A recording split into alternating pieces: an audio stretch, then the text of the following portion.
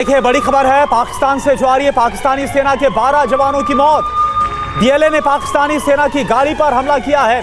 ID विस्फोट में Pakistani army की गाड़ी को उड़ा दिया। अटैक शुरू हो गए हैं, जो पहले ही हो रहे थे, लेकिन जाहिर है कि जो अटैक करने वाले थे फौज पर, सिक्योरिटी फोर्सेस पर, वो जब देखेंगे कि अंदर पॉलिटिकल एक टर्मोइल आ रहा है और वो जिससे लड़ रही है यानी फौज,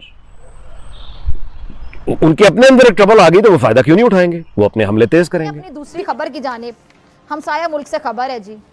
नरेंद्र मोदी सरकार के हाथों भारत की जो तबाही का सिलसिला है वो जोरों शोर से जारी है। और अपने पिछले जो दोनों अदवार हैं उनमें नरेंद्र मोदी भारत के मुंह पर मेरे ख्याल से इंतहा पसंदी की कालक मल चुका है। अब होने के लिए प्रॉपर साजिशें कर रहे हैं और इस बार इसका इरादा सबसे बड़ी जमहूरियत होने के दावेदार भारत को सबसे बड़ी आमरीयत में तब्दील करना है। क्योंकि जो गुजरात का एक हिसाब है, ये हर उस चीज़ को तबाह बर्बाद करने जा रहा है और किए चला जा रहा है। बलूचिस्तान से बहुत ही अफसुर्दा कर देने वाली और गमगीन खबर इस वक्त सामने आ रही है, जहां पर पाकिस्तान दुश्मनों की जानिब से बदअमनी फैलाने का सिलसिला जारी है। वाहिनियां लॉन्च करती हैं पाकिस्तान के अंदर ताकि पाकिस्तान को अंदर फंसाया जाए। इंडिया अफगानिस्तान और ईरान को इस्तेमाल करके अगर हमारे खिलाफ इतनी बड़ी बड़ी इंसर्जेंसीज करा सकता है, तो हम अपने बॉर्डर से लगे हुए इलाकों में, ईस्टर्न पंजाब में और कश्मीर में क्यों नहीं करा सकते? जबकि हमको करना तो मणिपुर में भी चाहिए, नक्सलाइट्स के साथ भी करना चाहिए। वो अपने आप को माओइस्ट कहते हैं, कम्युनिस्ट कहते हैं, चाइना के साथ मिलकर करना चाहिए। जब चाइना के साथ हम डिफेंस कोऑपरेशन कर रहे हैं, हम इंटेलिजेंस शेयरिंग कर रहे हैं, तो हम ऑन ग्राउंड इंडिया के अंदर इंसर्जेंसीज को क्यों नहीं सपोर्ट कर रहे करते हैं? Indian military is politicised and Indian polity is militarised. Pakistani फौज को एक अजीबोगरीब बीमारी है। अब हम इसको क्या नाम दें, मैं इस पर थोड़ी सी रिसर्च कर रहा हूं, क्योंकि ज़ाहिर है इन पर पीएचडी की हुई है, तो अब एक और पीएचडी करनी पड़ेगी कि इनको बीमारियां क्या क्या हैं। अफगानिस्तान को मशवरे देते हैं कि तुमने वहां पे एक जत्था मुसल्लत किया हुआ है जो बंदूक के दौर पे हुकूमत चला रहा है। ये अफगानिस्तान को मशवरा दे रही है पाकिस्तानी फौज। अब पाकिस्तानी फौज का चेयरमैन जॉइंट चीफ भारत को कह रहा है कि तुम्हारी फौज सियासी हो गई है और तुम्हारे सियासतदान अस्करी हैं। ये पाकिस्तानी फौज का चेयरमैन जॉइंट चीफ इंडिया को ताना दे रहा है। ये दोनों बातें जब आप सुनते हैं तो क्या समझ आता है आपको? क्या बीमारी है? मुझे कमेंट में जरूर बताइएगा। सिर्फ बीमारी का नाम बताएं, क्योंकि मैं अपनी रिसर्च कर रहा हूं और खुद भी इस पर इंशाल्लाह मजीद काम करूंगा। अब नाज़रीन, आज की ये वीडियो जो है ये बहुत इंपॉर्टेंट वीडियो है। मैं ना नवाज शरीफ पे बात करता हूं, आप गवाह हैं, वो इग्नोर्ड है। मरियम नवाज, ये मैं चुटकुले नहीं करता, फलां ने ये कर दिया, मरियम आज यूं हो गई, फलां हो गया, गिर गई, उठ गई, ये बातें मैं नहीं करता। मुझे लगता है ये वक्त का ज़िया है। हम असल चीज पे बात बीएलए के टेररिस्ट हैं, ये बाज़ाब्ता तौर पर, बाकायदा तौर पर इनकी जो फंडिंग है रॉ की तरफ से, वो फंडिंग 10 गुना बढ़ा दी गई है, यानी उसमें एक 10 फोल्ड इंक्रीज किया गया है। देखिए, हमारे पास बेहतरीन एयरफोर्स है, हमारे पास बेहतरीन असला है, हमारे पास सब कुछ है, और ये असला पाकिस्तान के दुश्मनों के लिए ही है। चाहे वो दुश्मन मुल्क के अंदर छुपा बैठा हो या फिर वो दुश्मन जो है वो मुल्क से बाहर बैठा हो, अब वो दुश्मन बचना नहीं चाहिए। And this is the right time कि इस वक्त बड़े पैमाने पर इन दुश्मनों पर स्ट्राइक की जाए और इनफ इज इनफ। सवाल है आपका, क्योंकि अब देखिए, अगर आप हमारी हिस्ट्री में भी चले जाएं, हमारे देशों की हिस्ट्री में, तो ताल्लुकात कभी भी इतने अच्छे नहीं रहे हैं। एक साइन कर्व की तरह कुछ देर ये आपके अच्छे रहे ताल्लुकात, बट ज़्यादा देर आपके ताल्लुकात अच्छे नहीं रहे। और ख़ास तौर पे जब आपने इसको जिक्र किया कि ये जो रिटोरिक है, मैं ये मानता हूँ कि ये एक तरफा नहीं है।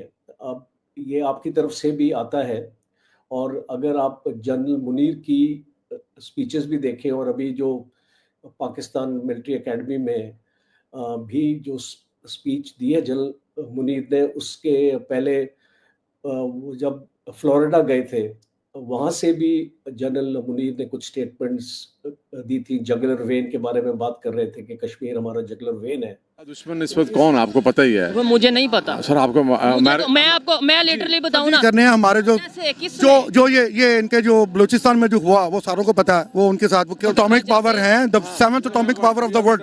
हमें वो स्टेबल चाहते ही नहीं, वो चाहते हैं कि ये ख्वार हो जाए। टेररिज्म होता है, कोई भी एक्टिविटी होती है जो कि अभी बड़ी वाज़ेह हो भी रही है, बहुत सारे जगहों पे जिस तरह से अटैक्स हो रहे हैं, क्या पाकिस्तान को भी इसी तरह करना चाहिए कि जिस तरह से ऑपरेशन सिंदूर उन्होंने लॉन्च किया कि आपने पहलगाम में हमारे बंदों को मारा है, वो आपके बंदे आए हुए थे, तो क्या पाकिस्तान को ये करना चाहिए बलूचिस्तान में कह कि आपके बंदे टेररिज्म करा रहे हैं, हम आप पे ऑपरेशन लॉन्च करते हैं? पूरी दुनिया में इस वक्त यही हो रहा है, प्रॉक्सीज के जरिए जंगें हो रही हैं, पूरी दुनिया का पैटर्न आप देख लीजिए।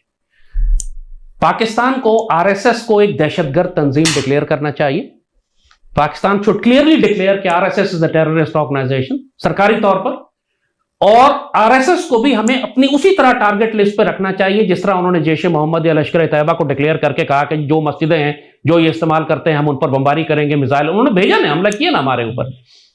हमको खालिस्तान की तहरीक पूरी तरह भड़कानी चाहिए जिस तरह जनरल जिया के दौर में भड़काई थी हमने। इंदिरा गांधी को किसने कत्ल किया था? सिखों ने कत्ल किया था ना।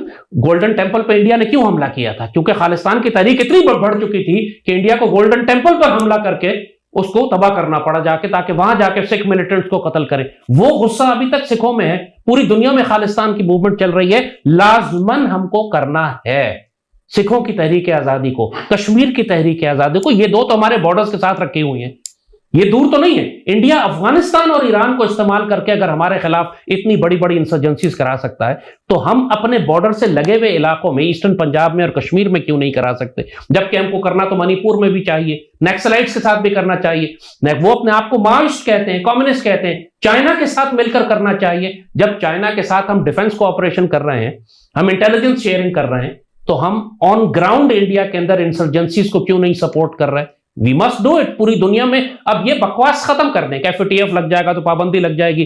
अब गेम उससे बहुत आगे जा चुकी है। अब कौमों के सर्वाइवल की बात है। आप हाई इंटेंसिटी कॉन्फ्लिक्ट से बचना चाहते हैं, इंडिया के अंदर आग लगा दें, वरना फिर हाई इंटेंसिटी कॉन्फ्लिक्ट करें जो आपने पिछले दिनों की है और दोबारा करेंगे और करते चले जाएंगे जब तक कि पाकिस्तान या इंडिया में से कोई एक खत्म ना हो जाए। के अंदर आग अगर लगाएं फॉर इंस्टेंस, क्या आप नहीं समझते कि ये इंसाइटमेंट टू द वायलेंस है? इंसाइटमेंट तो वायलेंस हो चुकी है यार, एक राउंड हो चुका है जंग का, दूसरा हाई इंटेंसिटी कॉन्फ्लिक्ट होने वाला है। मजीद कौन सा वायलेंस आप चाहते हैं? That is followed by the events के उन्होंने हम पर अटैक, वही हम पे राइट नाउ क्या आप समझते हैं कि पाकिस्तान ये एज्यूम करके अटैक करते हैं इंडिया पे कि इंडिया ने हम पे अटैक करना? अगर आप यही बात कर रहे हैं कि हमें रिस्पॉन्ड, मैं तो रिस्पॉन्ड करने की बात कर रहा हूं। क्या वो TTP और BLA को सपोर्ट नहीं कर रहे? आपको रिस्पॉन्ड ही करना है ना, तो बस रिस्पॉन्ड करें। रिस्पॉन्ड, मेरा तो शिकायत ही यही है, रिस्पॉन्ड क्यों नहीं कर रहे? रोज कहते हैं फितनतुल हिंद नाम रखा हुआ है BLA का, फितनतुल हिंद उसका नाम क्यों रखा है? क्योंकि आपको पता है कि ये हिंदुस्तान, भारत इस फितने को पाकिस्तान के खिलाफ इस्तेमाल कर रहा है। तो आपने क्यों नहीं अभी तक खालिस्तान को लॉन्च किया या कश्मीर को लॉन्च किया? जवाब क्यों नहीं दे रहे? मेरी तो शिकायत ही यही है। आप क्या समझते हैं किस पे है इसकी जिम्मेदारी? पूरी रियासत के ऊपर है, क्योंकि पॉलिटिशियंस जो है ना वो फौज को बड़ा बेवकूफ बना जाते हैं, साफ कहूंगा। FATF लग जाएगा, फॉरेन ऑफिस इजाजत नहीं देता जी, हमने ट्रीटी साइन की हुई है, हमने एग्रीमेंट साइन किया। पॉलिटिशियंस तो ये कहते हैं फौज हमें बेवकूफ बनाती है। पॉलिटिशियंस तो बेवकूफ हैं, उनको बनाने के लिए ज्यादा मेहनत नहीं करनी पड़ती। ये मक्कार और धोखेबाज हैं, बेसिकली फ्रॉडिये हैं। इन सब के इंटरेस्ट हैं अमेरिका के साथ। आप मुझे बताइए ना, क्या ब्रिटिश गवर्नमेंट के खिलाफ ये बयान दे सकते हैं पाकिस्तान के हुक्मरान, जब इनकी प्रॉपर्टी सारी की सारी जो है वो ब्रिटिश गवर्नमेंट और लंदन में रखी हुई है? जब एक बयान, एक भी ये काम ब्रिटिश इंटरेस्ट के खिलाफ करते हैं, इनके बच्चों को वहां पे लंदन में टैक्स का नोटिस आ जाता है, which is again a warning to them कि इंसान के बच्चे बनो, वरना हम तुम्हारी सारी प्रॉपर्टी जो हमें पता है कि तुम चोरी करके लेकर आए हो, हम इसको सीज कर लेंगे। यहां पर जो चीफ हाई कमिश्नर है वो औरत यहां इस्लामाबाद में बैठी हुई, वो मलका की तरह हुकूमत करती है इस्लामाबाद में। क्योंकि ये सारे हुक्मरान, ये सारे पॉलिटिशियंस जिनकी दौलत और औलाद और जायदाद लंदन में रखी हुई है, इसको अच्छी तरह पता है कि मेरी उंगलियों पे नाचेंगे ये, क्योंकि अगर मुझे रिफ्यूज करेंगे तो इनकी लंदन में प्रॉपर्टीज में जब्त करवा पाकिस्तान आज तक अफसर साहबा एक टर्म होती है, उसे हम बोलते हैं स्ट्रेटेजिक पेशेंस। हमने हमेशा सब्र का, देखें 4000 बंदे 4 सालों में हमने शहीद करवाए हैं। 4000 बहुत बड़ी फिगर होती है। ये उन घरों में, फैमिलीज में पूछें। हमारा जो एजेंडा है वो 1 पॉइंट एजेंडा है। दहशतगर्दी बंद होनी चाहिए, नॉन स्टेट एक्टर्स को लगाम डालें, टीटीपी को कंट्रोल करें। जिसका डर था और जो खदशात थे, कल्लात में एक अनफॉर्चुनेट इंसिडेंट पेश आया है और भारत के स्पॉन्सर्ड बीएलए के दहशतगर्दों ने बदतरीन हमला किया है और यकीन माने कि उसके जो विजुअल्स हैं वो दिल चीर के रख देने के लिए काफी है। इस तरह से उनकी लाशें देख के उनकी जो हालत है, यकीन माने किसी भी इंसान का दिल जो है, कलेजा जो है, वो छलनी हो जाए।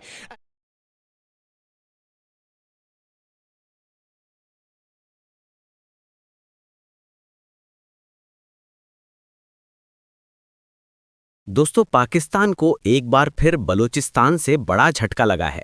बलोच लिबरेशन आर्मी यानी बीएलए ने पाकिस्तानी सेना के ऊपर जबरदस्त हमला किया है। खबरों के मुताबिक ये हमला बलूचिस्तान के मांड इलाके में माहिर और रुडिक के बीच हुआ, जहां बीएलए के लड़ाकों ने पाकिस्तानी सैन्य काफिले को निशाना बनाया। इस हमले में 7 पाकिस्तानी सैनिक मारे गए हैं और 2 गंभीर रूप से घायल बताए जा रहे हैं। बलूचिस्तान लिबरेशन आर्मी ने इस अटैक की जिम्मेदारी ली है और प्रेस रिलीज जारी करके कहा है कि यह हमला बलूच जनता पर पाकिस्तानी सेना के अत्याचारों के खिलाफ किया गया है। बीएलए के लड़ाकों ने इस क्षेत्र में घात लगाकर हमला किया और पाकिस्तानी सेना के वाहन को विस्फोटक से उड़ा दिया। बताया जा रहा है कि ये इलाका बलूच विद्रोहियों के प्रभाव में है, जहां पिछले कुछ महीनों से लगातार सैन्य ऑपरेशन चलाए जा रहे थे। दोस्तों, जैसे ही ये खबर आई, पाकिस्तानी मीडिया और खासकर उनके एंकर जाहिद हामिद और फिजा अकबर खान बुरी तरह भड़क गए। जाहिद हामिद ने टीवी डिबेट में कहा कि इस हमले के पीछे भारत की खुफिया एजेंसी रॉ का हाथ है और